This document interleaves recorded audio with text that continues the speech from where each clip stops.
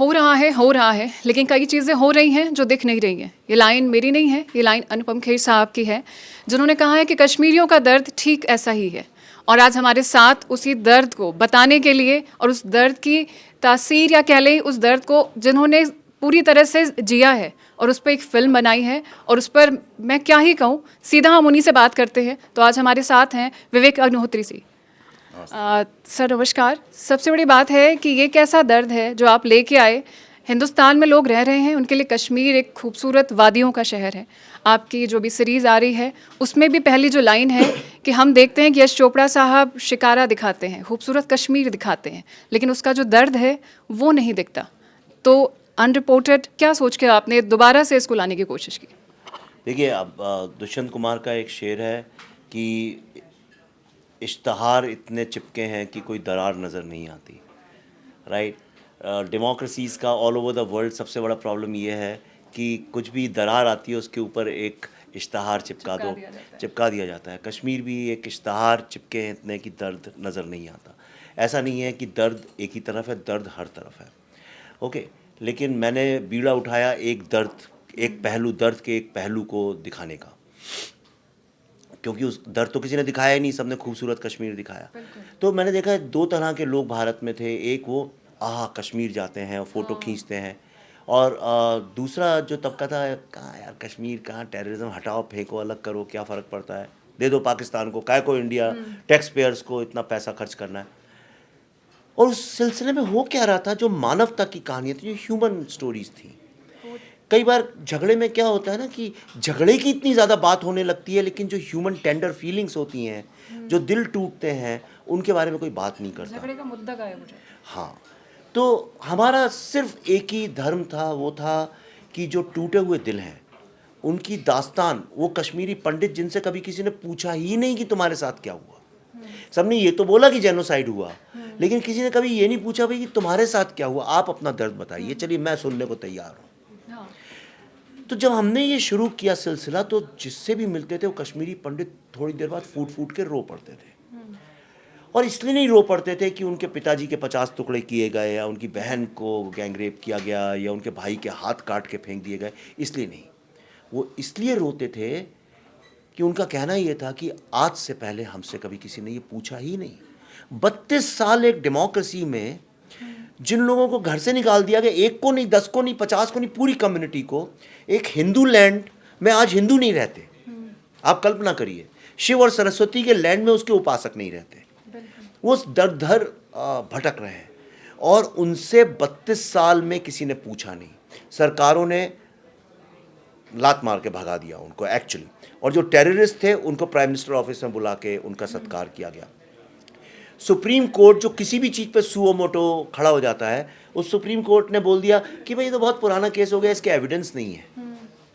तो हमने कहा अच्छा, मीडिया के पास एविडेंस नहीं है, किसी के पास नहीं, सुप्रीम कोर्ट के पास नहीं, सरकार के पास, तो हम क्या करें, हम इनके गुलाम हैं क्या? क्या मुझे 30 सेकंड बोलने दीजिए, मैं पहली बार दिल से बोल रहा हूँ, मैं आपको ओरिजिनल थॉट बता रहा हूँ। तो मैंने पल्लवी से बोला, क्या हम सुप्रीम कोर्ट के गुलाम हैं? हम क्यों जाके मिलॉर्ड डर के क्यों जाते हैं? जो चीज़ हमें न्याय देने वाला है वहाँ घुसने के पहले डरते क्यों हैं? ये क्या आतंक फैला रखा है? ये तो अलग तरह के जमींदार हो गए। हम सरकार से डरते क्यों हैं? सरकार तो हमने ही चुन के भेजी है, हम अपने ही नौकर से डरने लगे। हम किसी से, मीडिया से, इन सब से डरते क्यों हैं, पुलिस से, सबसे? तो मैंने कहा जो चीज़ करने में सब लोग फेल हो गए, क्या हम कर सकते हैं? और मेरा रिसर्च का बैकग्राउंड भी है, मैंने पढ़ा है, तो मैं जानता भी हूँ। तो उस पैशन से हम लोग निकले। हमने कहा सबसे पहले जो काम भारत सरकार को करना चाहिए था, वॉर क्राइम की तरह वीडियो टेस्टिमोनियल्स विक्टिम्स के होने चाहिए थे। अगर भाई गिरजा टिक्कू के टुकड़े किए गए 100 मशीन में, और या किसी को बीके गंजू को मार डाला गया, या प्राणा गंजू जी को झेलम में फेंक दिया गया काट के, तो उनकी फैमिली के इंटरव्यूज़ होने चाहिए, वीडियो टेस्टिमोनियल्स, बिना किसी, चुपचाप आप अपना बयान दीजिए। यही तो करते हैं सब। तो हमने सबके वीडियो टेस्टिमोनियल्स इकट्ठे किए, फिर उनको कोलैबोरेट किया, और चुन चुन के फिर एविडेंस इकट्ठे किए, रेफरेंसेस निकाले, और अल्टीमेटली कश्मीर अनरिपोर्टेड वो सीरीज़ है। और इसका असर देखिए कि इसको लोगों ने देखा है तभी। रिलीज़ होने के पहले कल प्रधानमंत्री श्री नरेंद्र मोदी जी की सरकार ने आदेश दिया, हमारा कल लॉन्च था दिल्ली में ही, मंडी हाउस में, और हमारा 9 बजे ख़त्म हुआ और 9:30 बजे ये ऑर्डर आया कि अब इन केसेस को रीओपन किया जाए। और जस्टिस नीलकंठ गंजू जी के केस से ये चालू है। मैंने अभी उनके बेटे के साथ ट्वीट डाला है और उनकी नीलकंठ गंजू जी की बेटी वहाँ पे बैठी थी। ये है डिवाइन जस्टिस, ये है नेचुरल जस्टिस। मैं सर इसी पर बात करने वाली थी आपसे। मुझे ये है कि अब ये केस खुला है नीलकंठ जी का, तो क्या इसमें एविडेंस, आपने बहुत लंबी रिसर्च की है, तो क्या आप इसमें अगर मांगे गए तो क्या एविडेंस आप वहाँ पहुँचाएंगे? ऑफ कोर्स मैं तो सारा दूंगा, बल्कि मैं तो हाथ जोड़ के जो भारत के चीफ जस्टिस हैं चंद्रचूड़ जी, मैं उनसे हाथ जोड़ के प्रार्थना करना चाहता हूँ। वो न्याय के मंदिर में बैठे हैं और उनके पास इतनी ताकत है कि वो कश्मीर में जो हिंदुओं का जेनोसाइड हुआ है उस केस को सुओ मोटो खोल सकते हैं। लेकिन सुप्रीम कोर्ट ने मना कर दिया था खोलने के लिए। तो मैं, आप ये कश्मीर अनरिपोर्टेड 11 तारीख को सीरीज़ आ जाएगी, वो Z5 पे देख सकते हैं। माननीय चंद्रचूड़ जी से मेरा निवेदन है, इसको देखें और उनको इतना एविडेंस तो मिल ही जाएगा। देखिए, इससे अगर कोई एक औरत कहती है मेरे साथ रेप हुआ, तो उसको माना जाता है कि नहीं माना जाता है? तो मेरे पास तो इतने सारे इंटरव्यूज़ हैं, इतनी औरतें बोल रही हैं उसमें, क्या वो एविडेंस नहीं माना जाएगा? बिल्कुल माना जाएगा सर। मुझे तो लग रहा है इसके केस खुलने के बाद और आपकी जो सीरीज़ भी अब आ गई, तो बहुत सी चीज़ें, बहुत से सच अब शायद जो आप कह रहे हैं कि न्यायपालिका एक तरह से चुप होती है, अब उसको मौका मिल जाएगा, अब तो वो और अच्छे से उस पर एक्शन ले सकते हैं। लेना चाहिए, लेकिन अगर नहीं लिया गया तो मेरी आखिरी होप चंद्रचूड़ जी हैं, रिटायर भी होने वाले हैं। मैं चाहता हूँ जाने के पहले एक बहुत बड़ा धर्म का काम करके जाएं। धर्म नॉट एज इन रिलीजन, धर्म एज इन गीता वाला धर्म, जो समाज के लिए सही है और जो सही और सत्य है, सत्यमेव जयते का काम करके जाएं। और सुओ मोटो मैं चंद्रचूड़ जी से रिक्वेस्ट करूंगा कि वो इसको केस को खोल दें। और एविडेंस हम जो दे रहे हैं ये अपने आप में काफ़ी है। आप कितने लाखों कश्मीरी पंडितों को मैं, अगर वो चाहें तो उनके कोर्ट के सामने खड़ा करने को मैं लीडरशिप लेने को तैयार हूँ। मैं खड़ा कर दूंगा, मैं अपने टिकट से लोगों को जहाँ भी हैं वर्ल्ड में बुलाऊंगा और उनके सामने खड़ा कर दूंगा। लेकिन इससे बड़ा धर्म का काम ना तो वो कर सकते हैं, ना मैं कर सकता हूँ। और ये भारत माता के लिए इससे बड़ा पुण्य का काम कोई नहीं हो सकता। हम उम्मीद करेंगे लोगों को न्याय मिले। और सर, आपने जब फिल्म आई थी हमारी ये कश्मीर फाइल, तब आपने कहा था कि इसमें जो कश्मीरी पंडित हैं उनका दर्द है, लेकिन कई ऐसी फाइल्स हैं जब कश्मीरी मुस्लिमों ने सहानुभूति दिखाई है कश्मीरी पंडितों के लिए, लेकिन फिल्म में ये बात मिसिंग लगी। तो ये दूसरा पक्ष क्यों नहीं आया, या फिर आपको अपनी रिसर्च में कहीं मिसिंग में लगा? इसके पीछे क्या वजह थी? आप भी प्रोपेगेंडा का शिकार हैं। ये बिल्कुल झूठ है, गलत है। पहली बात तो फिल्म का ओपनिंग सीन क्या आपने फिल्म देखी है? शुरू कैसे होती है? सर वो बिल्कुल है, मैं समझ रही हूँ। मुस्लिम बच्चा एक हिंदू बच्चे को बचा रहा है, तो फिर क्या है? जब बच्चा जो ईश्वर का रूप है, देवता का रूप है, खुदा का रूप है, जब वही कर रहा है ये अच्छा काम, तो क्या है? लेकिन बीके गंजू के केस में हुआ था ऐसा। और 90% तो जो हमारे पास इंटरव्यूज़ हैं, आप किसी से पूछ लीजिए, उसमें तो पड़ोसियों ने, स्टूडेंट्स ने, यासीन मलिक भी तो स्टूडेंट था, उसने अपने टीचर को मार डाला। फिर जिसने एयरफोर्स ऑफिसर्स को ही मार डाला, उसने जज को ही मार डाला भरी सड़क में, नीलकंठ गंजू जी को। तो फिर उसमें मैं क्या, दूसरा पक्ष कहाँ से आ गया इसमें? आप कल को कहेंगे अच्छा वो डाकू की फिल्म है, आप डाकू का भी दूसरा पक्ष दिखाइए। यही तो हम गुनाह करते आया है बॉलीवुड, हमेशा टेररिस्ट लोगों का पक्ष दिखाता आया है। और इसके कारण जो यंग लड़के होते हैं उन्हें लगता है कि हाँ यार ये टेररिस्ट तो बड़ी अच्छी चीज़ होता है, चलो हम भी बन जाते हैं। नहीं, टेररिस्ट लोगों का कोई पक्ष नहीं होता।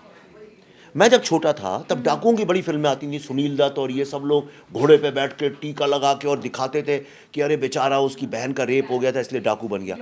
हाँ, तो मैं भी बंदूक खरीद लाया था 2 नाली वाली, और हम भी टीका लगा के साफा बांध के शीशे के सामने खड़े हो कहते थे तेरे को मार डालूंगा। और समझिए मेरे में कोई आग लगा देता तो मैं भी डाकू बन जाता। इसी तरह जब मैं यूनिवर्सिटी, फिर हमने नक्सल लोगों को सेलिब्रेट किया अपनी फिल्मों के अंदर। तो जब मैं कॉलेज में था तो मैं तो नक्सल ही था, हम तो जेल भी गए, हमने बसों में भी आग लगा दी है, विधानसभा पे पत्थर फेंके। ये क्या करना चाहिए?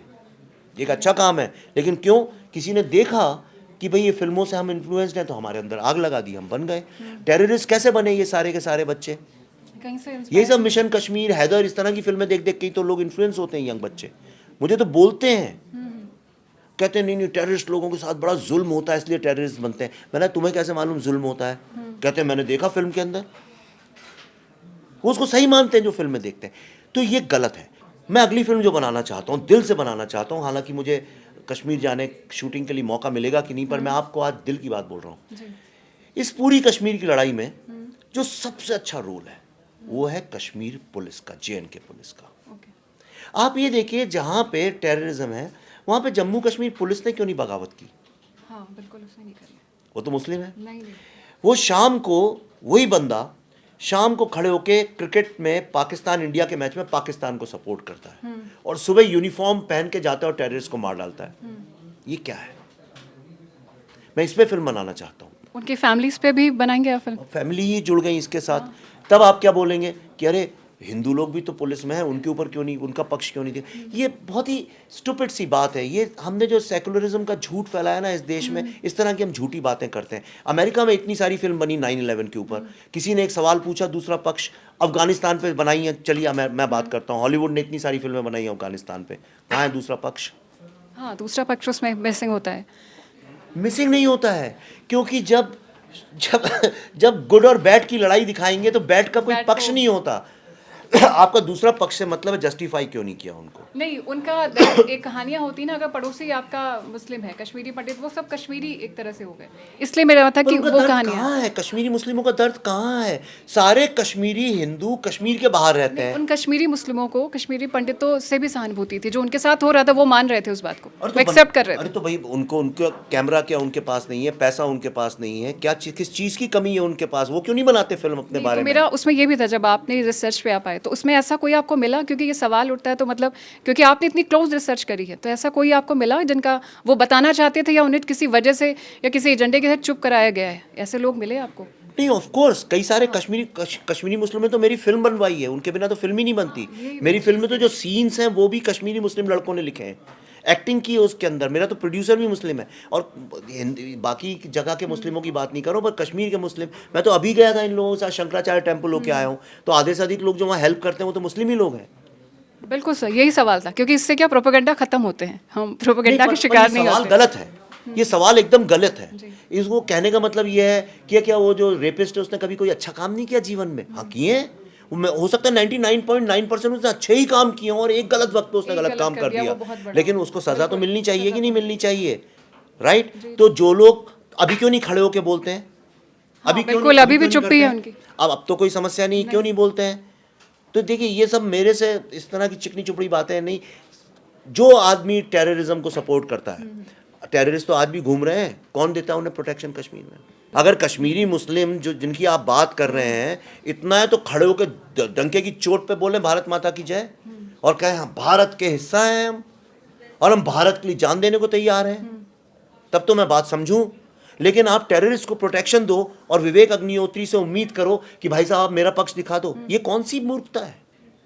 तो वैक्सीन वॉर आ रही है, वैक्सीन वॉर में नॉर्मल जो सवाल आते हैं कि वैक्सीन वॉर आ रही है तो फिर से कोई सरकार का एजेंडा आएगा या कहा जाता है, पर मैं आपसे जानना चाहती हूँ डायरेक्टली, वैक्सीन वॉर में क्या देखने को मिलेगा? क्या फिर से कोई जो सवाल उठ रहे हैं, सोशल मीडिया पे एक ट्रोलिंग होती है कि आप एक प्रोपोगेंडा के एजेंडा को फॉलो करते हैं, तो वैक्सीन वॉर क्या मतलब उसी और दिल्ली फाइल्स दोनों को वो जोड़ देते हैं, तो क्या आप बताएंगे इसमें एग्जैक्टली क्या होगा? ठीक है, मैं दिल्ली फाइल्स की बात नहीं करूंगा, उसके लिए ममता बनर्जी को सू कर रखा है तो वो बताएंगी। तो वैक्सीन वॉर जो है वो कोविड के बारे में नहीं है, फ्रंट लाइन वर्कर्स के बारे में नहीं है, डॉक्टर्स के बारे में नहीं है, सरकारी स्कीम्स के बारे में नहीं है, वैक्सीनेशन ड्राइव के बारे में नहीं है। ये भारत के एक्स्ट्राऑर्डिनरी अचीवमेंट के बारे में और भारत के सबसे बड़े साइंटिफिक अचीवमेंट के बारे में है, जो हमने वर्ल्ड की फार्मा लॉबीज के साथ एक वॉर लड़के किस तरह से अपनी इंडिजिनस वैक्सीन बना के आज हम वैक्सीन सुपर पावर बने हैं, और उसमें ऑब्वियसली बिना लीडरशिप के तो हो नहीं सकता। ओके, और भारत की लीडरशिप के ही कारण तो सबसे अच्छा वर्ल्ड में कोविड मैनेजमेंट हुआ, सारी दुनिया मानती है। तो उस लीडरशिप की तो ग्रेटनेस, सैल्यूट टू दैट, लेकिन उस लीडरशिप के ऑर्डर्स को फॉलो करने वाले भी तो लोग चाहिए ना, उस विजन को भी तो ट्रांसलेट करने वाले चाहिए।